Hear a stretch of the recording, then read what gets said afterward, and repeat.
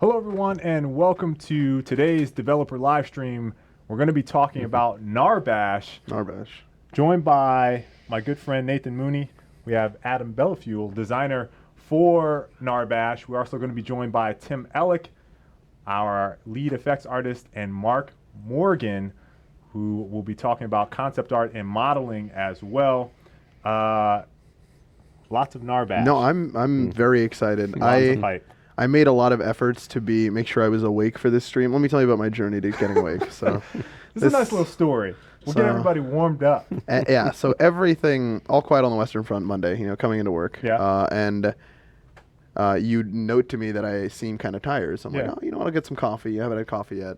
Go downstairs, make myself some espresso. And then I'm walking up the stairs. And, of course, I'm just prone to tripping lately because that's just a thing in my life. So I'm walking up the stairs, and of course, this is the moment it happens. Right. I trip, and everything, I would say everything is slow-mo, but immediately just scalding coffee all in my face, all over my arm. Thank you. Yeah. It's scent of dark roast. Yeah, so that's, and one of the other guys saw me, and he's like, well, that sucks. And I was like, yep, yeah, it does. And just taking paper towels, clean up the stairs. So that was my morning. At least it didn't happen when we had all the community folks out here, because I think no one would let you live that down. No, I mean, I assume not. I mean, that's only fair, really, to not let me live it down. Yeah. I feel bad for you. So, as you guys know, we're now in open beta. Paragon is now free to play. We had our open beta launch stream happen last week. We had an amazing group out from the community, which consisted of Twitch streamers, YouTubers, Reddit folks. We had people from the forums, we had cosplay. We had API developers. It was a fantastic time. We got to meet and talk to just an amazing group. We hope you guys enjoyed that stream. We'll have the rebroadcast of those up hopefully today. Yes. Just finishing up thumbnails on those, and those should go live. We have a couple other community updates as well. Hero Race update for the Fae. Be certified, dethroned. Yeah. He won 2 in a row. Nice. And then finally with the Fae. Shocking turn of events. Got 3rd place. Yeah. So congratulations to the Patriot, who was the winner of the Fae Hero Race. Bean ID came in 2nd, and then Be Certified came in 3rd. We will see who will win for this week's Hero Race with the launch of Narbash. We are changing the rewards kind of back to the community cumulative milestone goals, where it's like, hey, we hit 250 million. Okay, the community is going to get 10,000 rep. We hit 500 million. Now the community is going to get 20K rep. And we're doing that all the way up to 1 billion. So along the way, if you hit those milestones, you will actually get that reputation in your accounts. So something to work towards. Yeah, it is, right? Across the week. So, we'll continue to iterate. That's something we tried, I want to say, back during Greystone and Chimera. Yeah. So we'll bring that back for the launch of Narbash. You can actually get this. We've raised the cap a little bit. 40,000 reputation if the community reaches 1 billion with a B total XP. So looking forward to that. And the other thing we want to mention was the Twitch API linking.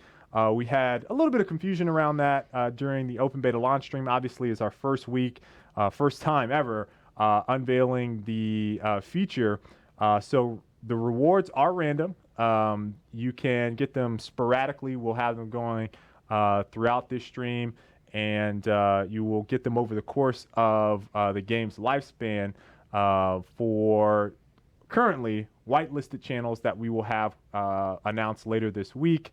But basically, if you're watching or streaming Paragon and you have your account linked, there's a chance that you will receive rewards from a loot table. They can range from reputation to card packs to skins to all sorts of things, boosts. So it's a way for people to be engaged with the game and not necessarily have to play. If you're watching other awesome folks stream the game and learn about the game, and you're actively engaged in chat, we want to reward you for that. And again, that'll be refined, but it will be rolling out basically this week. We had a couple that we gave out over the weekend. We had the Gameaholics beatdown tournament, so shout out to those guys. We had Dan from our EU community team out there with Aiden. So I think Team Oxygen Blue won, which is Be Certified's team. Nice, nice. So we dropped a couple rewards in that channel, as well as some of the folks that were out at the community event. But we'll have a full blog available for you guys that provide more information and clarity on how it's used. But basically, all you need to do is watch Paragon or stream Paragon, and you have a chance to win some awesome stuff. Last but not least, before we get into Narbash, it's actually two things. First off, we had the community vote for the 31 card pack series. The winning cards, the poll actually closed last night, 9 p.m., but the winning cards are Shepherd's File, which has an active of 2.85 mana regen for 15 seconds, and then it provides plus 10 health regen to nearby allies for 7 seconds. Internally, guys, just want to add a little tidbit here. I've been using that card on Narbash. Yeah, I'd actually seen some really interesting builds being used around like some of the regen stuff in Narbash. So when it comes out, if you already have it, then you should put it on Narbash. If not, save that rep. Mimic my build. The 31.1 community card is Splinter Bark Vest. Is 16 physical pen, 22 energy armor, and it has an active for 6 seconds on hit with a basic attack.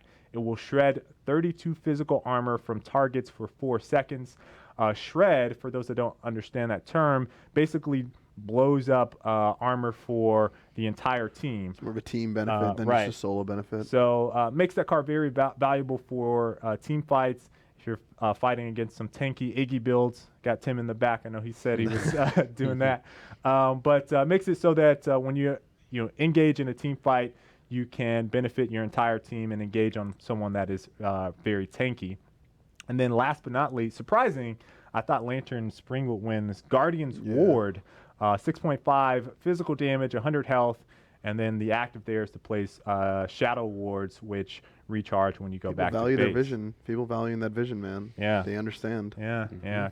Surprised on that one. The last community update I want to give for you guys is we have the Twitch stream head-to-head event with Epic Rare Mask and Epic Rare Link. Those are two of the Epic Rare cards that we've showcased, highlighted. Basically, those will be released in 30.2, the entire 9 cards, I believe, that we have. So you'll be able to get those in card packs starting next week. But currently, Epic Rare Mask is in the lead with 63,000 viewing hours. It's like not even close. Listen, guys. I sat and looked over the list. Agonized. He knows. Agonized. I could have chose a couple others. But I sat there and I was like, before the stream started, I was like, Mooney, which one would have won? Like, based on this, it seems like everyone wanted Epic Rare Mask. Yeah. And there's a couple others. I'll even throw out the names. Scarab Claws, Thunder Cleaver. We'll have more on those soon. But I don't know what could have put up a better fight because everyone was streaming and watching Epic Rare Mask. I feel like it's a lot of people like the kind of the diversity of the card, and also just I feel like people were like, oh, this one's like this one is the one people are like voting for, so maybe a little bit like, oh, this one must be like super good. I don't see the potential or something. Right. But like I'm happy. So there's more. I can't wait till you guys see the full list. It's great. I feel like I've made bad choices now because of there might have been a more hype matchup. I don't. Yeah. I'll try better next time. And I'm saving up my rep for the release of the Epic Rares. I have 330,000. Get on my level, Looney. Nice. I think I have 30,000. Yeah. So similar to the Epic Rare match. So that's it for community updates. Let's hop into the Narbash awesome Narbash announced trailer as of right now.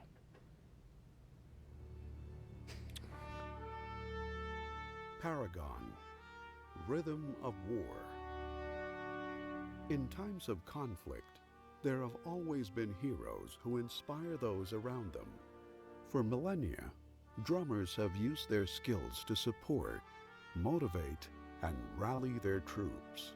They drive their comrades on to victory with a quiet dignity.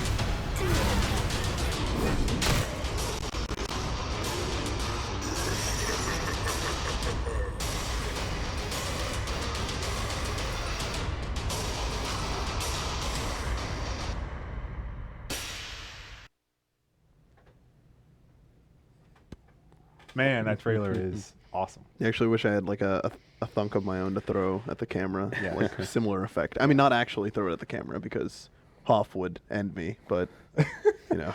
I picture you more yeah, of I think you a would. the backwards transition. Oh, yeah. drumming routine. I lost it. So we got Adam up. Adam was with us last week or last Hero With as the well Fae. Yeah. with the Fae.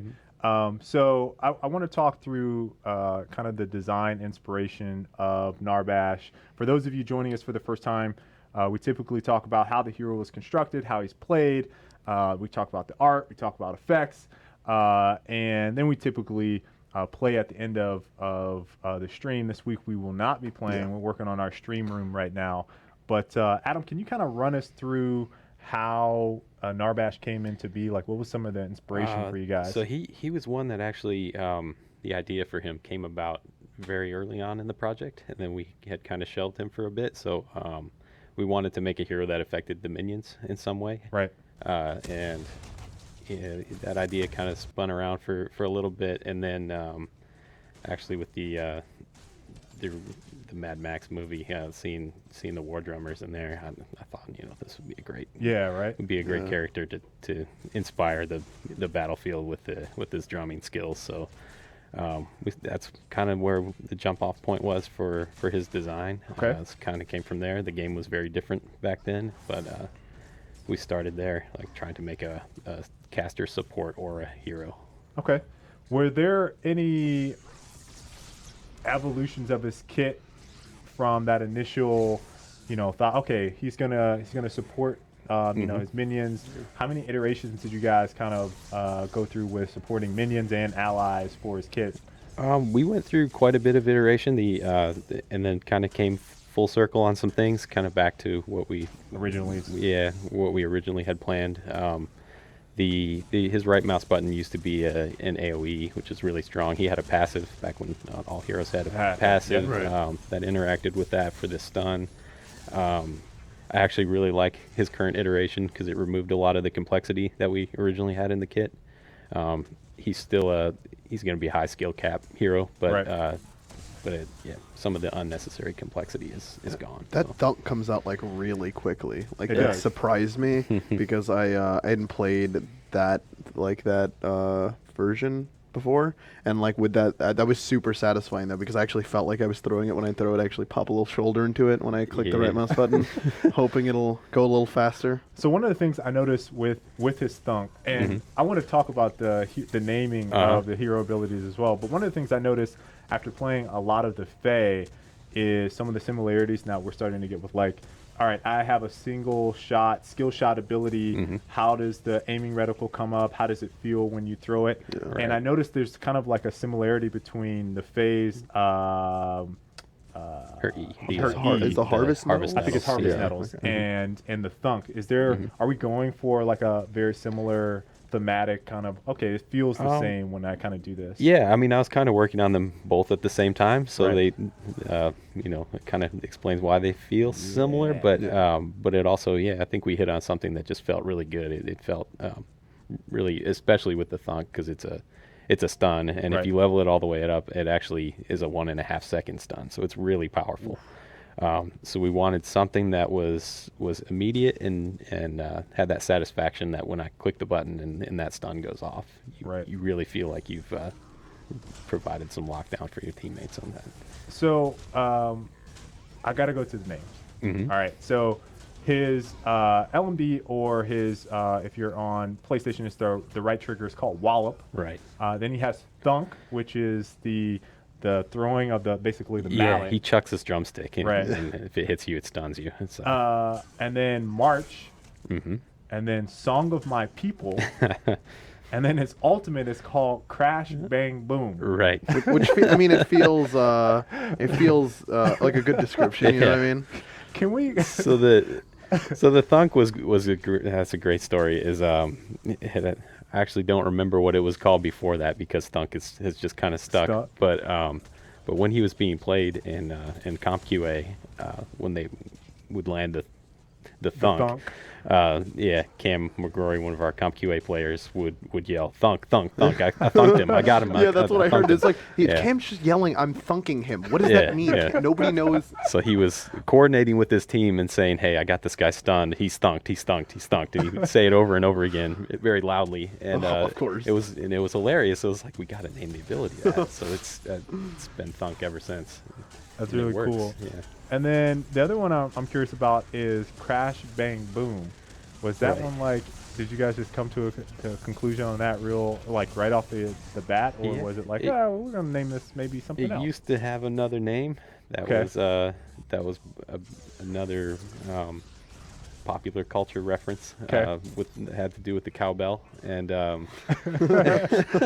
which he has a cowbell around his neck. Neck, and, right. Yeah. So yeah, it used to be called More Cowbell, and we had some people in the office that were really passionate about the E being the song of my people, which is a meme reference. So that we had one kind of meme token for Okay. names, and Can't that have too got many it, but- memes. right, yeah. Right. I love that a meme token. I love Yeah, so I mean, I really love some of the creativeness around as we start developing more heroes, how we're thinking about names, how we're thinking about, references to pop culture. Mhm. And for Narbash, was there any, other inspiration for him being a drummer that kind of inspired you guys to go with his abilities in a way that was like, hey, maybe we could, kind of have fun with this name and then have his ability to Right. do X, Y, Z as well. Yeah, I mean, as a drummer, he is a support hero, but we wanted him to feel like a really visceral support. Like when he shows up and he's can turn the tide of the battle by supporting you with his movement ability, gets people in and out of fights quickly. His E can sustain you in lane while you're sieging a tower in a team fight. Right. His thunk is very powerful. So when he shows up, we wanted the audio to play a big role in his supporting the team. It's cool. For his affinities, for those that don't know, he is growth and order. How have you kind of seen Comp play him, and how do you kind of see him being played with those cards in mind, those Right. two order affinities? So he's since he's melee, but he has a lot of abilities that are AoE around himself. He needs to build tanky. He's not not the type of hero you would typically build as like a fighter role with attack speed and that sort of thing, Right. and a lot of damage. He's very much a support. So yeah, seeing Comp play him that way. He's also, because of the E, his health regen being a toggle. We've seen people experimenting with the mana regen. Okay. So that's a big one. If you can build enough mana regen, you can leave that thing up for a very long time. Interesting. Yeah. Yeah, one of the cool things is like seeing that he's growth is that that regen kind of does play a kit in not only his plays a role not only in his kit but as well in some of the builds he might investigate. Like speaking earlier about Shepherd's Pile, like you kind of mentioned that, and like I know there are a couple other options for like regens that you can use, like overflowing Yeah. gifts would be a cool Yeah. The Circlet concept. of Health is always Circlet of a Health, Yeah, Yep. the great through one. circles and like thinking up like ideas, like ways to play around regen, I think is awesome. Yeah, Because, if like, you can stack a bunch of health regen cards on top of his E ability, I mean, he can actually really keep the sustain fight a going, team. yeah. I've seen, like a mid lane inhibitor siege that lasted way longer than it could have otherwise, because he's there providing the morale. the health regen. Yeah, it's their morale. So, His yeah. morale regen is very high. Yeah. So. That's cool. One of the things that I think we don't often talk about, I think we did with the Fae, but we always ask, like, what is the most memorable moment for, we just started asking, what's the most memorable moment you had with some of the heroes? Mhm. What has been yours with Narbash in terms of, seeing him be played? I mean, every time he thunks somebody is a it's such a visceral thing for him to pull off, and seeing the team react to it, because they know it's such a immediate stun, and it kind of catches the opponent off Right. guard. It just allows for a lot of counterplay, and then also his ultimate is a channeled ult, so you have to be careful about when you trigger it, you because don't he get- can be yeah. interrupted. So yeah, I mean, I don't have a real specific play in mind, but yeah, it's just thunking, getting the team in quick with the movement buff, and then waiting until everybody's blown their abilities and using the Been ultimate using. is it's Well, a it's great like way that to play. calm before the storm, right? Like you're kind of all waiting there, looking for an engage. Like I'm sure in that inhibitor siege you're talking about, like you're all waiting, and then like a thunk lands, and it's all like everybody just let's go, Yeah. like that's it, let's go, pop. And you hit that, hit It's, march. yeah, it's get in interesting there. because his stories are different because of his support nature. Right. You know, like the story of like we were sieging the inhibitor, and we just kept fighting under this inhibitor and trying to push, and everybody would get low in health, and Narbash would slowly heal everybody back up, and I mean that felt really cool to play a character that could do that and affect the battle in that way. It's not necessarily a highlight reel like all-star play, but it as a support player, it's really cool to be able to affect it. There's been a couple of times where I've been in game and, like you said with the thunk, someone lands it, and it really like sets up the fight, right? So there's been times where I'm sure people have landed like that thunk that they thought they weren't going to hit, and then they hit it, and then everyone's like, "Oh man, you hit it! Let's engage." I was actually playing with Skyless or Colin. He's the competitive QA lead. I want to say about a week and a half ago, and he was using Narbash, and some of the things that you mentioned, he was set up with the thump. When we were pushing and sieging, he was there providing support. So, he is really going to change, I think, a lot of approaches for teams, be it team fights or just sieging towers and various engagements. So I'm very excited for him. But I don't want to have Adam sit up too much longer before we start talking about the effects. So, Adam, really appreciate it. Thank you for coming on. Thank you. We're going to get on Tim Ellick and Mark Morgan to talk about the art and effects for Narbash.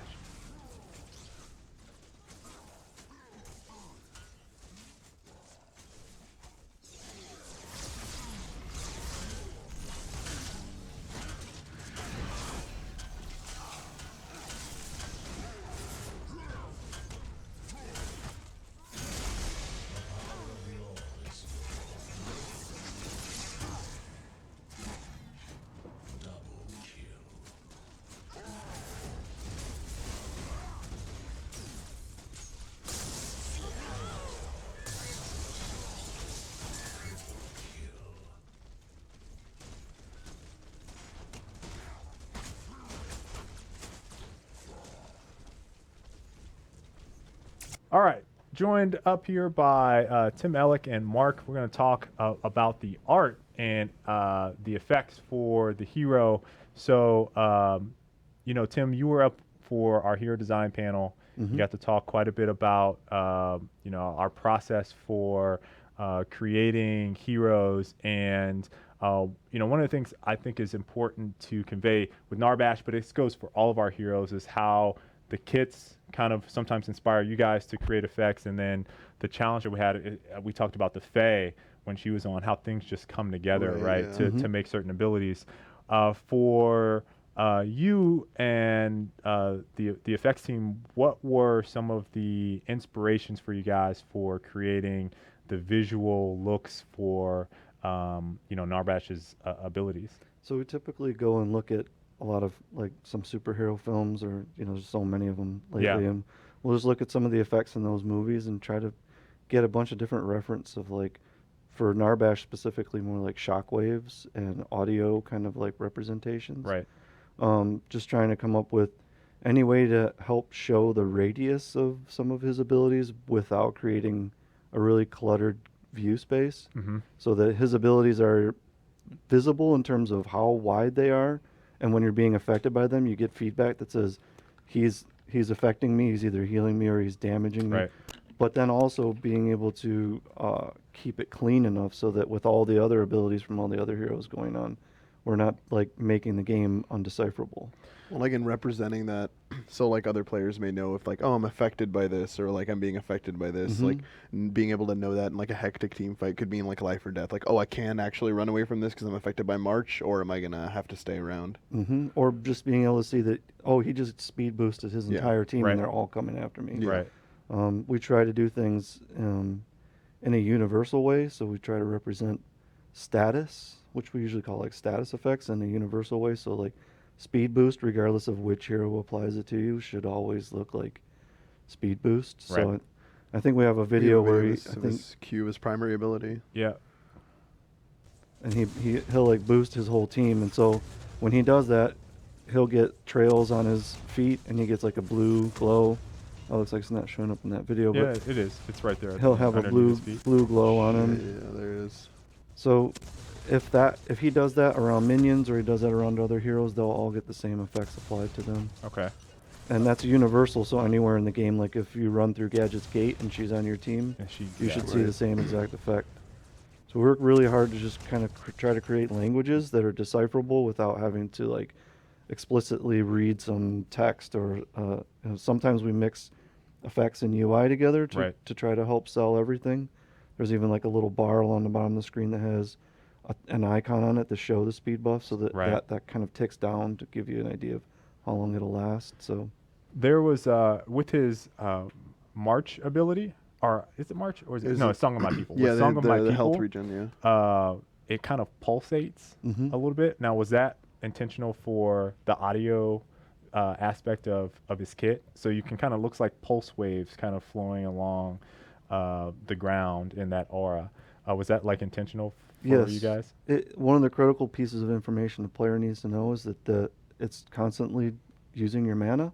So we try to use visual cues, audio cues, UI cues, and other elements just to help tell the player, like, hey, this is a toggle.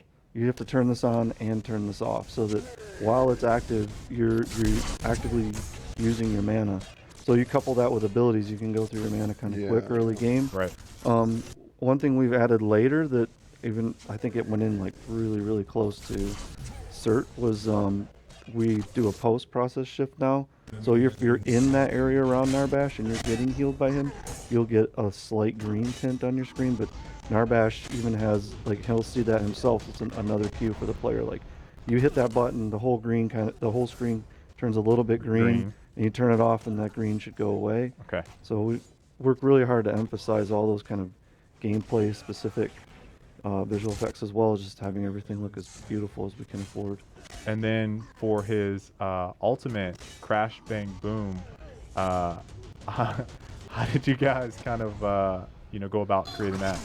His ult, I think, was probably one of the toughest challenges because it has to time up in the cadence with the drum Yeah. animation, and the audio times up with that to some extent as well.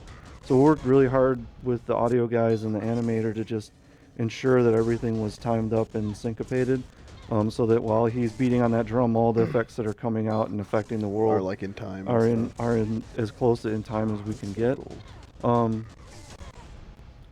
The knock-up effects, you'll look, if you see, they're kind of similar to Muriel's. We're trying to use a similar language again for, like, Muriel's Ultimate has those kind of waves in it, but we tinted them green in this case because if you have Narbash and Muriel, like, then you probably want to be able to decipher between the two, like which person knocked me up. And then we even do things like, you can see the decal there is team colored, so that if you're on the other team and you're standing inside of it and there's a Narbash on your team, you should be able to tell, like, this is not the place I want to be standing. Right. This is not the drummer I want to hear. Yes. Okay. A lot of really cool stuff with how those came together. So Mark, can you talk about from concept to modeling Narbash, how that kind of process started? Sure, to the degree that I can. I mean, I didn't concept him. Right. Herman did, and so he worked fairly closely with Chris Perna on that, and I think with Adam as well. Basically, I had to talk to Adam a little bit about it because I didn't know if it was always supposed to be kind of this large orcish dude, or if it was supposed to be some other creature, and he said that originally he wasn't specifically any particular sort of race or anything like that, but he definitely wanted him to be big. Okay. And so I kind of worked a little bit with Herman, just kind of talking about the abilities and whether and also, just visually how primitive versus more technical and potentially even like more like a robust kit? Should he be more of a rock star versus this almost kind of primitive musician? And it definitely kind of moved more the primitive way versus looking like a big rock star, Neil Peart kind of kid. Synths. But I was really excited to have this particular character in a model because like any game developer doesn't say that they're into music. I definitely am into music, and I think in a particular very forked, ever so slightly forked path, I would have been a musician. But Gotcha. and still play guitar.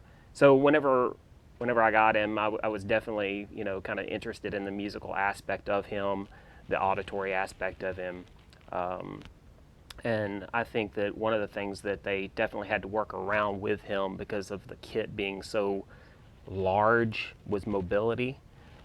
He couldn't be set up like a big band, vertical drum because it got in the way of melee. And so I think it basically, there was an aspect of him that was designed in part from pure necessity. And that particular layout really doesn't work on a physical level. He can't really move his sticks through like some sort of harness. So we just kind of had to bend the rules a little bit on him. Okay. But overall, he didn't go through a lot of revisions, I don't think, before we landed on the final one. And can we see the original concept? And some of the concept art to run through. Yeah. There we go. So I think there were a couple of different revisions. I showed the final one, and this is basically Herman's line drawings. Herman's Chinese, so there's kind of this little cosmopolitan aspect to him where he's kind of got multiple cultures in there. There's as much Ming Dynasty in there as there is D&D, I think, which is awesome. If I had taken him alone and just built him from the ground up, he definitely would not have been as multicultural, I don't think. The cowbell was not actually in Herman's original concept. Okay. And that was my addition, and that's kind of where you get that kind of cross-cultural thing. I don't think it's something that Herman would have thought to add himself. Right. But since it's so kind of deeply in American culture, it also adds a bit of more humor around. Yeah, it. exactly. Yeah. And as I was working on this particular guy, Mike Kime had just finished up Egan and Scorch, which is probably our zaniest character, zaniest hero to date. And I kind of wanted this guy to be somewhat of a visual bridge between all of our more serious guys and then the more zany and kind of droll Iggy and Scorch. And then can we move to I think it's the final concept? Yeah. So this is Herman's color concept for him. And we pretty much stayed very much in the same chromatic wheelhouse for the final. I mean, there were a little bit of adjustments here and there. I think Eric Terry was the material artist for him. We kind of sometimes the modeler will take on material work, sometimes we don't. In this particular case, I did not. I basically created the high and low poly model, passed it to Eric, and he did his mojo on it. So the thing that I'm most curious about is who added the symbol? The symbol was actually added I added the symbol to the model, but it was at the behest of the audio department. And I had thought about it early on, and that kind of came from the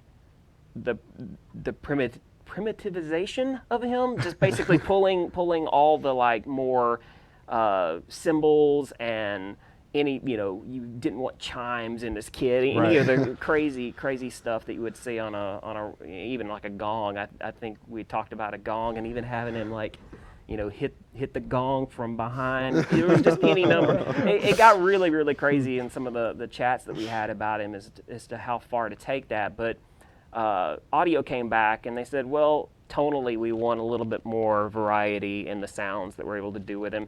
And I don't know if we actually had like a lot of discussions with audio in the very beginning of this character, but he was so audio based that definitely those guys should have been conferred with at the very, very beginning if they weren't. And he was kind of a new character, and we had never done any, so it wasn't anybody's fault that audio may or may not have been at the very, very beginning of its development. But in the future, if we do any more, I think audio definitely is going to want and needs to have their voice up front. But yeah, I basically added the cowbell, or not the cowbell, but the cymbal at the very, very end, and I.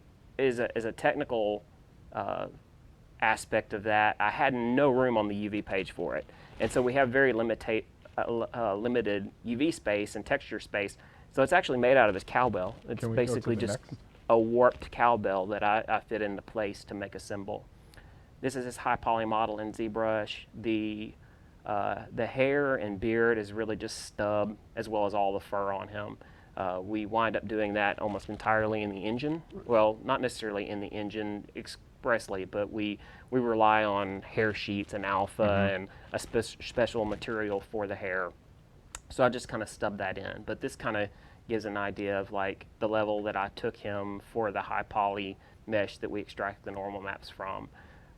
There's minor changes that you'll see between the concept and this model, and then the final in-game model. We moved the drums forward just for mere polygons sake. I had to remove a few elements here and there. Okay.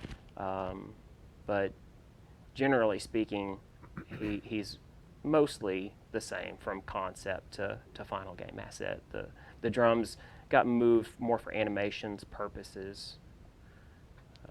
Show some of the kind of more Asian kind of theme things, almost like the little foo dog demon head. Yeah. Chains are always a mess. You kind of have to, I wanted to keep them just from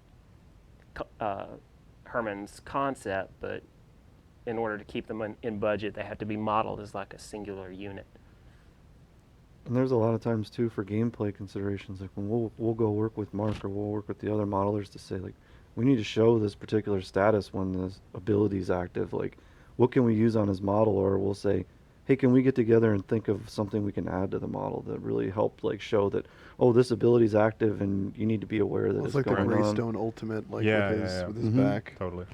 So I think in this case, like we wound up using the elements on his back to help, and the tops of the drums get emissive, and it's just always fun when multiple disciplines like get together and we can get in a little bit of time with the modelers and just bang on ideas. I see. All right. Very, very funny too. It's funny. I think it's super interesting. Trying to trump you. Yeah. Okay. I think it's interesting that like as kind of you're speaking kind of to the audio basis of Narbash, in the sense that you were speaking earlier about like matching up the rhythm of the drums and everything, and thinking of this character conceptually from that drummer standpoint. Right. That's super interesting that this character has a lot of audio cues that are based off of it, and then like the rhythm is matching up and making sure all of that is accurate and makes sense. Like if I make a sound for a cymbal, he should have a cymbal on his kit to like make sure that he can actually play it. And taking in all those considerations, like that's super interesting for like just the conceptually that coming from a character like you were speaking out with that's kind of zany with Again Scorch, like thematically that's like more fire and oil based, and then this one's just auditory based, and like those are two completely different things to me, and like they all have their own specific considerations. Like who should we pull in on this? Who would like be a good person to like be able to comment on this? Right. It's about audio, and then like audio people will obviously have perspective on it. Like that's super. Yeah, and obviously that's not something that, if we had not had the symbol in there, it wouldn't have broken anything, right? It's not imperative to his actual function, but it adds a lot more character. It does. It adds more character. That's the cool part. And as a side thing, and these are things that you don't really consider, is that something that made it more interesting on the audio level actually made him more interesting on the animation level, because now we have this like little kind of physics thing that bounces around and kind of adds movement to him, and those are happy accidents that you really just don't anticipate. It's a part of the taunt. Yeah. Right. Mm-hmm. Right, exactly.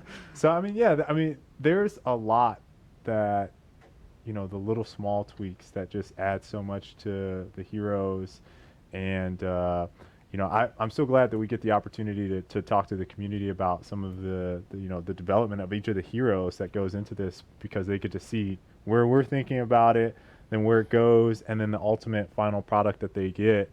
And I just really thank you guys for coming on. It's been awesome to kind of hear that more cowbell. Thanks for having us.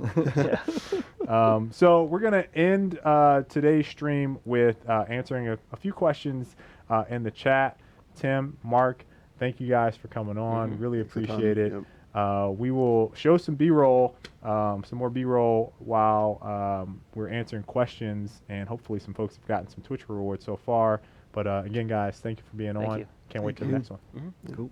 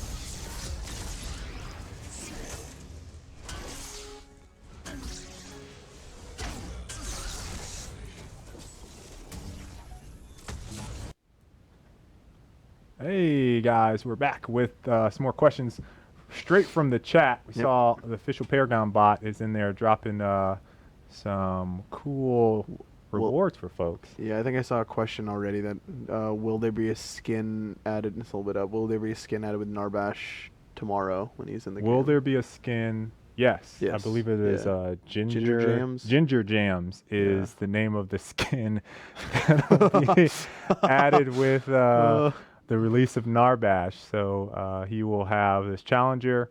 For those of you participating in the hero race or just play the hero a lot, you'll unlock his master skin if you unlock his master challenge, and then you can purchase his tier 1 Ginger Jam skin when the hero releases. Alien vs Predator. Will you guys add shields for longer battles? Is he talking about like the Muriel shield? If you mean shields on heroes, I think it's more just tied to hero design. Yeah, like it's in the more future. tied to the kit. In some cases, cards. Yeah, and I mean cards like you have like Barrier of Will. You have some of those other cards, and like having the ability to do that. Also, like coming in the future, like exploring the options for what a support could really use. Right. Because like I know a lot of people out there are fans of the 4 active, like running the 4 just. Like you just like drop all of them at the same time and then just roll into a fight. So are the questions coming from Reddit or from the Twitch chat? Decker, we're answering questions right now in Twitch chat for the next 7 minutes. We have 7 minutes. Let's see here. We will go to B Peach. Why do you not love me? Official Paragon bot I've been watching forever and no skin love. It's a random, it's part of the random rewards. If you get that skin, Peach, you are one of the lucky few. But in the meantime, let the bot do its thing. It'll let you know when the rewards are dropping. Let's see here. Muriel buff anytime soon. I think her shields get nerfed a little too much. Doesn't hold up in game. I can't remember if Kevin talked about that. Did he? I don't know if he covered her specifically, but we made some Muriel adjustments. But I know that the latest one was we reduced the cooldown on her Alacrity. Yeah, her. Is it Alacrity or the E? Oh, it's the E. No, it's the Consecrator. Yeah, Consecrated that's right. Grounds. Yeah. Okay. But yeah, I mean, I think it's just something we're going to continue to look at with her, like with regards to like some of the. I think Steve kind of touched on it, like in the State of the Game, like prior, with like, and also in the Hero Design philosophy blog, like with specifics on like Muriel. So if you guys want to check out some of those blogs, like we're releasing a lot of those, like trying to get really in depth and let you guys know what's going on inside of our heads. Right. And next up we have Devil's Testament. Will we be able to buy that Paragon jacket? Will we get it in-game PS4 chat as well? I'm not sure if the chat is referring I think he's to talking voice about chat. Voice chat is what I assume, like Okay. in-game PS4 So, voice chat. I'll answer first question. First question about the Paragon hoodie. Actually, these were on sale maybe 2 months ago Yeah. in the store, and then they sold out, and we're getting I want to say black ones that'll be in next, and we will update when they are in our merch store. Yes. But we'll continue to have merchandise, and we try to basically tweet it out, Facebook Yeah, or forum make sure we posts. make it. Yeah, because those 'cause they those just went go really super- quickly. It was super like an quickly. hour maybe, and they were just all gone. Yeah, they were gone. Something like before that. I don't know, before we updated again.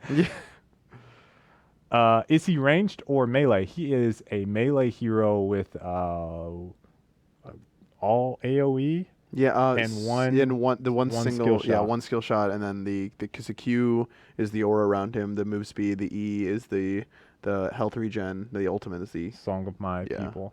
Yep.